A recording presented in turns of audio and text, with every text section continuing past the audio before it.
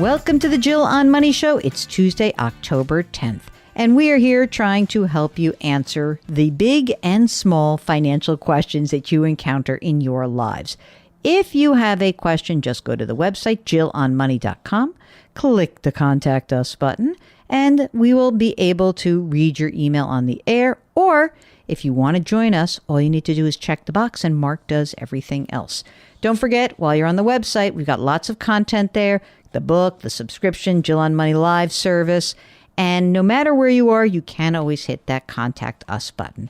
Okay, let's get to you. Here we go. This is Marie, who's on the line from Washington State. Well, I was contacting you because my husband retired just this last year from a long career in teaching. And so we are learning how to be retirees financially. So I have many questions, but one had to do with his life insurance policy, flexible premium life insurance policy, that I just don't know that we need to keep. Mm-hmm. And it's got a cash value of over $21,000. And it's a $100,000 policy because we bought it when we bought our house. We bought our house in 1990 for under $100,000. So that's how much life insurance we have. It's so funny because, oftentimes people will do that. You're younger, right? You say, well, if something happens to me, we want to make sure that we have money to pay off the mortgage, et cetera. Let me ask you a couple of other questions. So you said your husband is a retired teacher. How old is he? 63. And how old are you? 63. Are you working still? No, I have worked before kids, and then once we started having kids, and we have 3, and they're spaced about 4 years apart, that I ended up staying home. And the kids are all launched; they're on their own and ready to rock and roll? The youngest is still doing grad school, but otherwise, yes, they are. Are you paying for grad school, or is youngest paying for his or her own? He's doing it. All right. Yes. In what discipline, may I ask? He wants to go into teaching too. Oh, that's nice. That's great. So as your husband is looking at retirement, I just want to understand what is the source of income? In other words, does he have a pension from being a teacher? Most teachers would. So I assume yes. Yes. And his retirement package was like half and half. So half is the pension, which we've just started drawing from. So that gives him, after taxes, it's just over $2,000 a month. Okay. And then we have another half that is like your 401k. Mm-hmm, like a 403b. How much is in there? That has about $680,000. That's great. Good job. That's awesome. What's the plan on Social Security for you guys? Well, we were going to wait for him.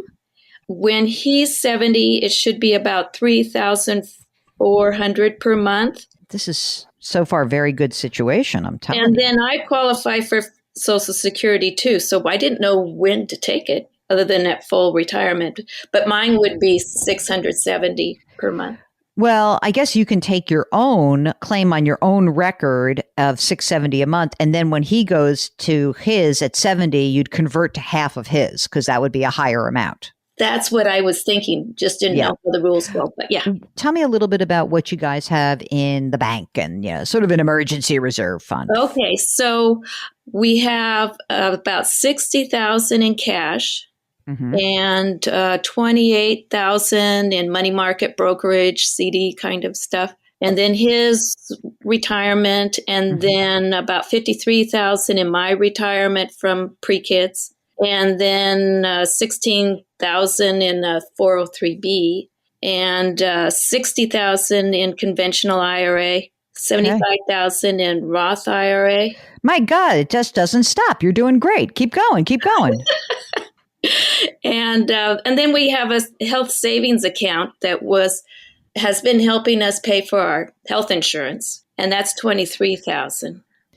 This is really good. I mean, you got a lot of moolah here, and then of course we have the $21,000 in cash value from the life insurance policy. That's right. What do you think is the need in retirement? Like when you look ahead and you're saying, we're 63, things are good. How much money every month do you think is necessary for you guys to live?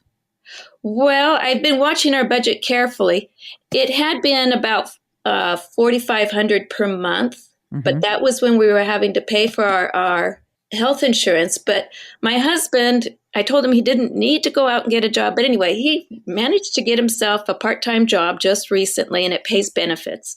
Get out of here. I love this guy. And I like that you're like, well, I didn't tell him he needed to, but it would help. Well, actually, he's kind of a workaholic. So I try to just say, you don't have to do this. Right. But he wanted to. Long and hard, but he wanted to, and he wants to get out of the house. So, okay. So he gets a part-time job with benefits. And how much is the income, forgetting about even just the health care? Right. Well, the income isn't that high. So he just started. So I think it will be about $1,800 per month. I mean, it's not going to be a lot, but it's unexpected and great.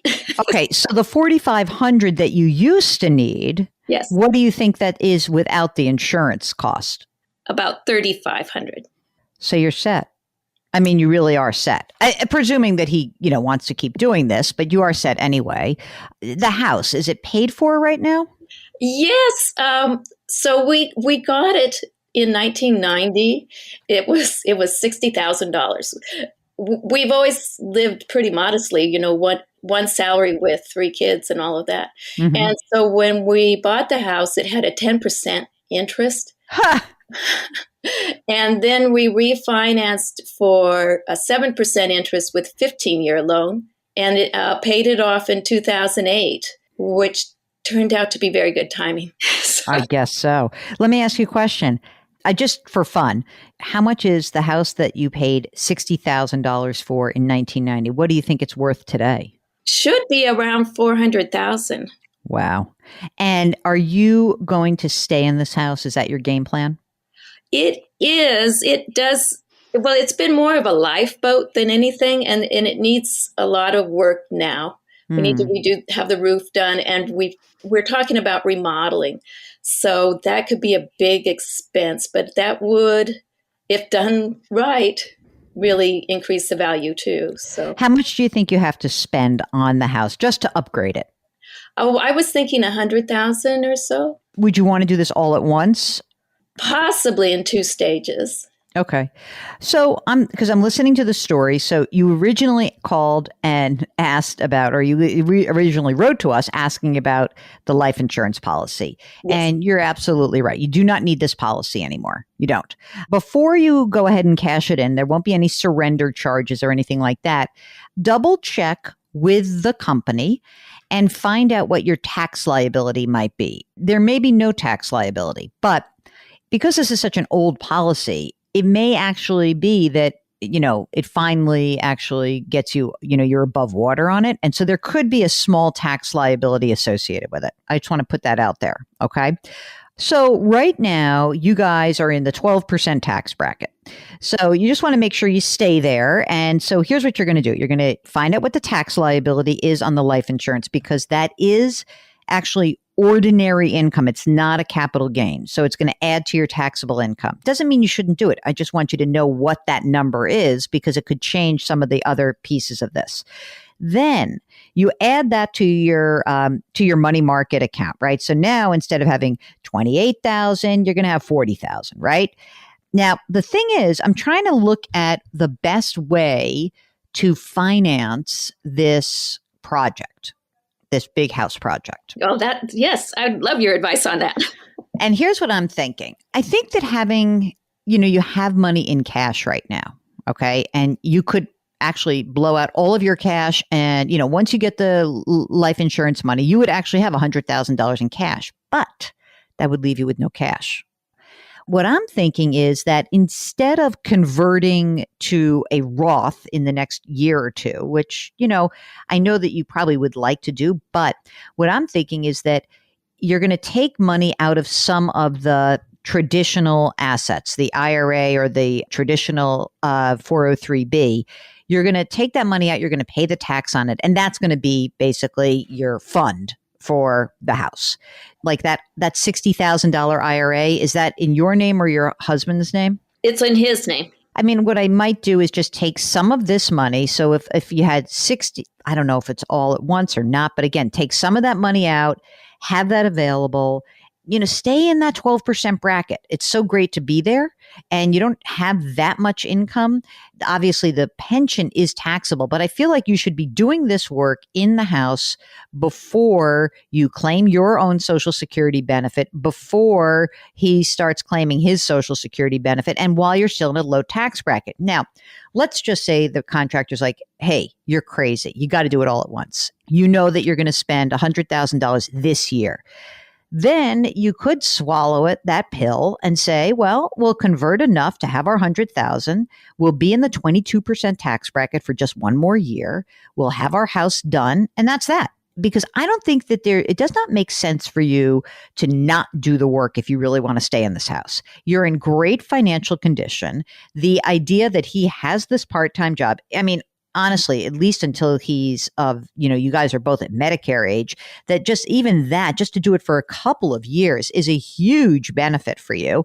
And I think that you should get situated and get the house upgraded, fairly quickly, because you're still young and you're still doing your stuff. And so get it done and find out, can you do it in stages? If that's possible, sure, do it. But if you can do it all at once, then let's not worry too much about the 22% bracket, because honestly, now he's going to have income. Now we're going to be, if you were going to convert anyway, and you're going to start to get rid of some of these assets that need to be taxed, let's do it while you're still in a low tax bracket. So that would be my advice, to get that done. And otherwise, you seem to be in really good shape. You've got your estate planning done. Is that a done deal for you guys? We did that last summer. It was what fun, right? Doing it, but we did it. It sounds like you're in really good shape. So, I don't want you to deplete all the cash you have. So I really think that you're going to have to pull some money out of these retirement accounts. And so what? Say you're in the 22%. 22 is where you've been. How much was he making before he retired?